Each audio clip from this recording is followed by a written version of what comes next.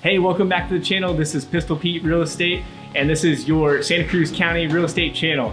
We're here to interview Lalita Kaewsawang with Hanloh Thai food. She makes some incredible Thai food, and I'm really happy to have known her for a couple years now. Lalita, thanks for having us. Thank you for having me. So Lalita, I know a little bit about you, but tell me a little bit more about who you are. That's a long story. I grew up in Thailand. In short, I came to California, to Berkeley, California when I was 13 years old.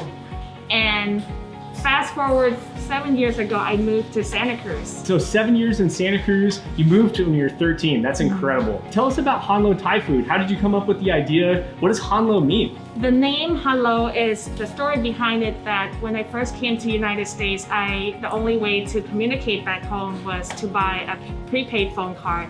And I would go to a payphone booth and call home. And in Thailand, when people pick up the phone, they say, hello? Hello?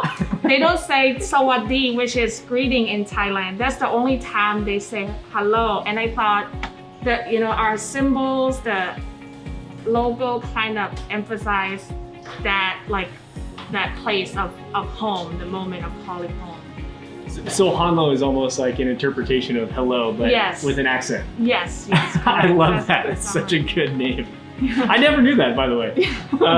What type of food is it? What is your background and as far as the restaurant goes? Well, I cook Thai comfort food. I have worked at mom and pop restaurant, from Mediterranean restaurant, rolling burritos. I have food burgers, but I have also worked in few Michelin star restaurants. But all of that experience is just for me to find out what I want to do. And I took the path back home where I started cooking. At Hanloh, we cook Thai comfort food. I started to cook dishes that I love eating growing up.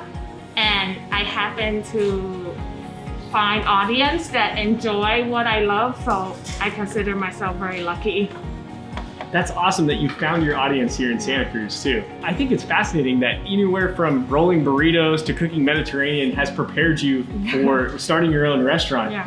What was the point? I mean, the question begs asking, but what was the point where you decided to break off on your own? And I'm sure that was a tough decision to make. When I moved to Santa Cruz 7 years ago, I moved here for two reasons at the same time.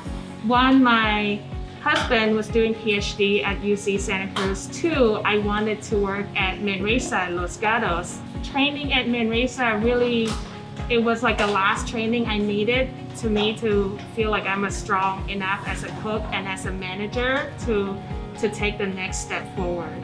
You kind of cut your teeth at Manresa. You moved here, but geographically, because UC Santa Cruz was in the area and Manresa was a well-known restaurant. I've been glad enough to know Lalita through catering. She actually catered my wedding. And by the way, that's one of the services that she does have. It was amazing food. Everybody loved it. Oh, thank you. Anyways, that's how we're connected otherwise. So of course you're a chef. You have plenty of recipes. You have a lot of different dishes that you create all the time. What happens to be your favorite at the moment? My favorite at the moment is, we actually prepare this regularly now on our menu. We grill chicken with lemongrass marinade. It's have lemongrass, turmeric, coriander, fish sauce rubbed over the chicken for 24 hours. We put them, we charbroil them. And we also have papaya salad and sticky rice, which is like Thai classic. Oh man, and that sounds delicious. Thank you. Yeah, we really enjoyed it. It's very symbolized Thai food and something that everyone in Thailand loves, really. So a classic comfort food. So it comes full circle. Being a chef, I always think about this, but do you cook a lot at home for yourself, or do you end up just eating a lot from work? I mean, I'm just curious about that as a side question. Most popular items in the menu at home are actually spaghetti meatballs and matzo ball soup, which is not very Thai. Classic. Yeah. I cook Thai food. It's really tiring, so you usually have to rest 3 days before I even pull up lemongrass and smash them and throw in the pot. Otherwise, it's a very labor-intensive duty, especially when you're making real Thai food, right? Yeah. The pandemic is such a huge question for restaurant business right now. Obviously, the restaurant business has been hit, the food industry in itself has been hit really hard by the pandemic. So of course, we're wearing the masks, we have hand sanitizer, we got all this different type of stuff. We're trying to sit as far away as possible. How has the pandemic affected your business? When I have to talk about how we're still making it, I really go back to how we started. I think when we first started, we really tried to be consistent, took care of our customer, recognize customer when they come in, try to remember their names. And those folks, some of them from day one are still buying food from us. And I think we've been collecting small, loyal customers along the way for doing pop-ups for 2 years around. We were everywhere. We were at every single brewery.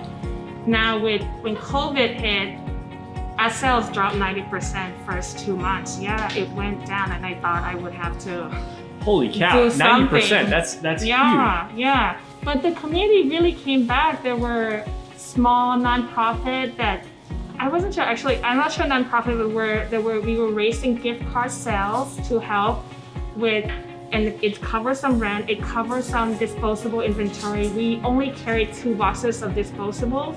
Now we're carrying 2 giant pallet of disposable to cover this new model. Because the demand has increased by that much. Yes. You had a business model that was already pretty nimble beforehand. And of course, those first couple months of the pandemic, everybody was really afraid of what was happening. And it was similar in the real estate industry. Everything kind of paused for a little bit. But now that people are kind of getting used to this new normal, it sounds like even just based off of your inventory count for disposable goods, the business is now in better shape again. Yes, it is. Would you say that you're back to pre-COVID levels, or are you even beyond where you were pre-COVID? We are beyond where we were pre-COVID, thankfully. That's amazing. Congratulations. Thank you. But it happened kind of simultaneously. I just left my full-time job to do the business too, so it works out. And we're doing the same thing we do, stay consistent and be true to ourselves, and we're lucky. That's awesome. So, going forward, now that, I'm sure you had plans before the pandemic hit, and now that the pandemic is here, it looks like it's going to be around for at least, another 6 months to a year. Pandemic aside, you had plans for your business before this even started. How has the business changed, and where do you see it going here in the next couple years? Where would you like to see it? Well, we really wanted to open a restaurant and serve more of a beverage pairing kind of food. But at this point, we're not quite sure what restaurant will look like. We still have planned to cook hot food again. That's how I kind of categorize ourselves right now. Right now we do pre-order. It's called reheating meals, but we really love cooking hot food with music on, different lighting. We still want to do that, but we don't know what that will look like, to be honest. But we'll getting back to hot food service is going to be huge. It's different. You don't know how many people will show up at the door. So this pre-order model has really helped us control our costs, labor costs, food costs, and it's a bit better for my lifestyle too. Yeah, that's awesome. No, and it's been great to actually order it. I mean, I've been one of those longtime customers of Lalita's, and there's various different packages that they offer. Can you maybe tell us a little bit about what you're offering at the moment? Our menu changes weekly, where we have protein items. For example, this week, again, lemongrass grilled chicken. We have 1 or 2 salads, 1 or 2 curries. We have vegan-free option, dairy-free option. And I remember at one point you were taking take home and cook it yourself type of situations. Yes. Is this more of heat it up yourself, or is there also sort of a cooking element to it? Our food you have to reheat at home. Yeah, and we take that in consideration the way we prepare our products, so we're not overcooking it ahead of time. You reheat it and warm up some rice, and you'll be good to go. Or toss the salad at home. No, that's huge, and it sounds like the business model has changed. It sounds like it might be better for lifestyle-wise. It's something I didn't expect coming into this interview was that the business model totally changed. It wasn't just the way that you were serving food. it's the way that you're preparing it and the way that you're selling it is also changed. So you guys have taken like almost a 180, it sounds like, from where you were just a year and a half ago. Yeah, I think for us, what partly I feel like what saved us in a way is that because we weren't that big when we pivoted, even though it cost money, it wasn't cost us arm and leg to shift. We have always been flexible. That was pop-up was all about. We always move our kitchen around. We know how to be flexible. So it really helped to have that mindset going into pandemic. That's super inspiring. Yeah. So of course we know a little bit about how you got here and why you're in Santa Cruz, but what made you stay in Santa Cruz? You know, first couple years I was frustrated. I couldn't get food or ingredients I wanted right away. But then I started to form community, get to know people in town, and explore, state parks and beaches. And I love that it's just the right balance of city life, very little city life and nature, and you can have peace and quiet whenever you need. You can have your own space here. I wouldn't move anywhere else at this point. I love Santa Cruz. Well, that's a pretty good review for Santa Cruz County. It's kind of similar to the reason why I've stayed as well. And I think a big part of it brings back, the conversation to having really loyal customers. It's kind of a small town environment, although we have, I think 250 or 300,000 people in our county.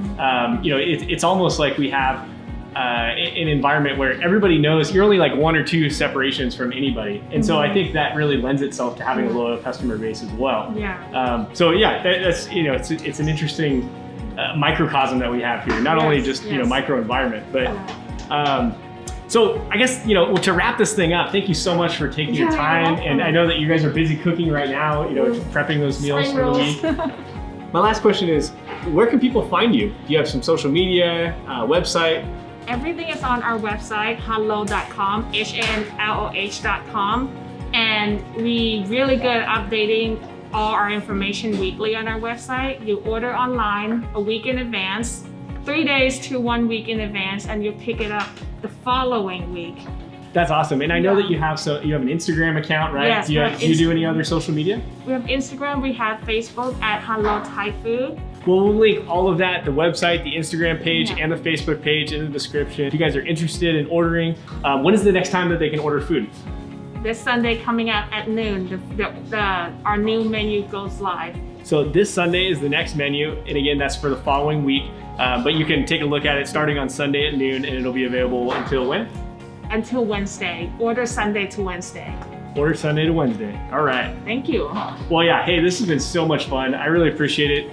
People on YouTube, go check out Hanloh Thai Food. It's awesome. I've had it a bunch of times. Stay tuned for more of these type of videos. If you enjoyed this video, if you enjoy Santa Cruz County, please like this video and subscribe to the channel, and we'll have more interviews like this in the future.